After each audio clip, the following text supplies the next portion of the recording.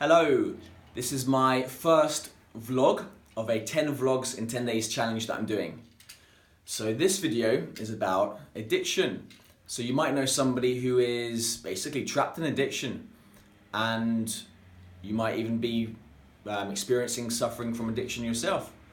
Basically, there's a behavior that you do or a substance you take that you know is just really messing up your life, and it would be so much better if you weren't doing this thing compulsively, repeatedly, and you're having a bad time when you're doing this thing, and it's very difficult to stop. And maybe you have stopped before, and when you have stopped, still life is very difficult, life is very miserable. So it's miserable when you're doing this action repeatedly, compulsively, difficult to stop, and when you stop doing it, it's still miserable. So it's just, addiction is a very difficult thing to have to go through. It's very painful, very difficult. And when I started having addiction problems, it was 15 years ago, and after 5 years I got sick of it, went online, tried to start figuring out, okay, how to stop this, because obviously, I'd already tried to quit the behavior, then I realized, oh, I can't quit, okay, there's something going on here, I need some help. So I went online, blah blah blah, and then spent the next 10 years really thoroughly researching addiction, trying out all these things on myself.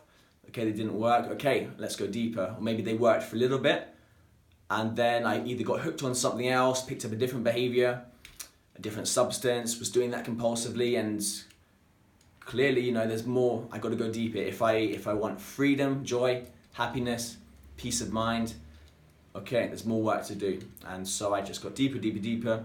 I've done a psychology degree, I've done all kinds of different programs. I've been getting professional help the last 3 years, and worked with a lot of people. And 10 years later, I'm in a so much better place. And so what I'm going to share with you here is 5 things that must be addressed and dealt with in order to successfully, from my experience, overcome addiction, break the habit that is no longer serving us, that is holding us back in life, break that, and actually be happy without this behavior, rather than being miserable kind of thing. So, okay, these 5 things. So this video, I'm gonna go through these 5 things. Then the next videos I'm gonna do number 2 tomorrow, number 3 the next day, etc. I'm gonna address these a lot more thoroughly, so make sure you stay tuned. This one's just gonna go through them quick, like a summary. So, first thing you must do is, of course, quit the behavior.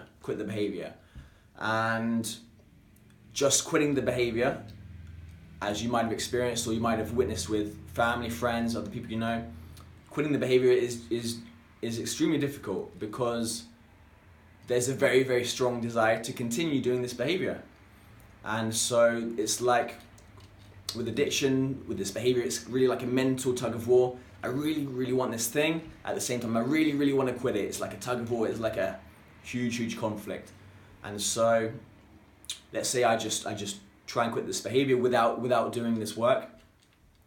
Then eventually, first of all, life's going to be a struggle. Like, these cravings, maybe we'll be able to fight them off for a bit.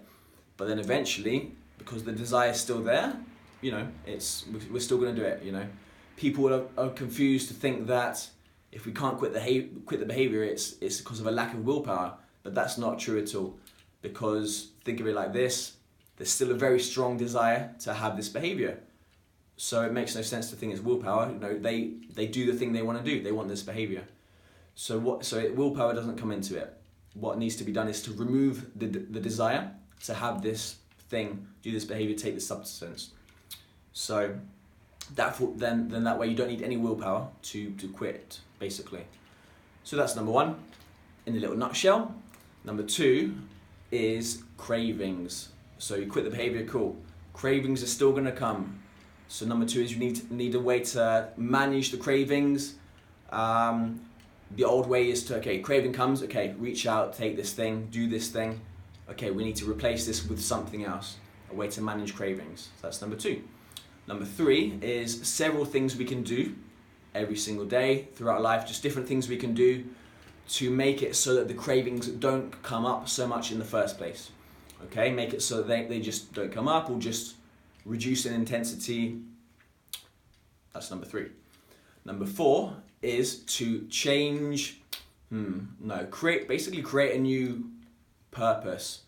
So the old way of doing things was, so let's say, for example, get home from work, have a drink, have a joint, whatever, and then kind of maybe the night would revolve around drinking, smoking, binging on some kind of, food, whatever. So that was kind of like the goal, And if you've been hooked on anything, you kind of maybe like obsessing around, okay, like do I have my cigarettes, can't bear having a day without the cigarettes, okay, just kind of rearranging everything, okay, I want to go to this party, okay, is there going to be alcohol, blah, blah, blah, And so that's the focus, making sure that essentially the painkiller is available to me, And so what we do, we want to replace that, rather than the goal is to keep taking this thing, keep doing this behavior.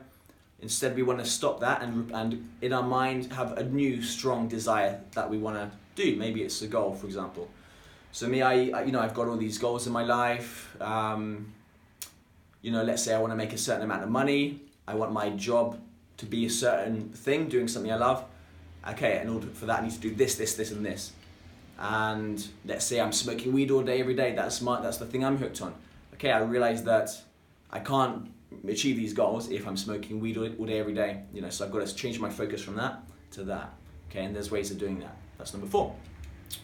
And number 5 is basically, okay, so we've quit the behavior, we've got a new focus, but there is a reason why we're doing these addictive things, these compulsions. There's a reason we're doing that in the first place. There's a root cause.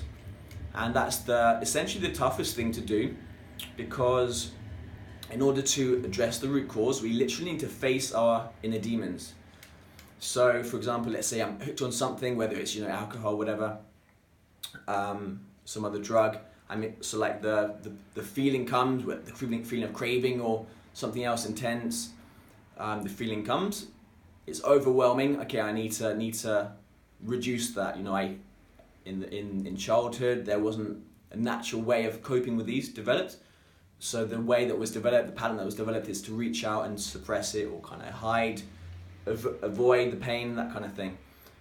And so we quit the behavior, cool, but the pain's always going to be there. The pain's still going to be there. So we need to, reaching out for something is basically looking out. What we've got to do is we've got to look inwards. We've got to go inwards. Rather than hiding from our demons, we've got to go in and face them directly. And it's scary. And the thing is, it's not even anything real to be scared of. It's just imaginary, It's imaginary. So getting to the root cause, that's essential to live a life of freedom, joy, love, peace. So that's it. Tomorrow I'll do my next vlog. Cool. Catch you later. Thanks for watching.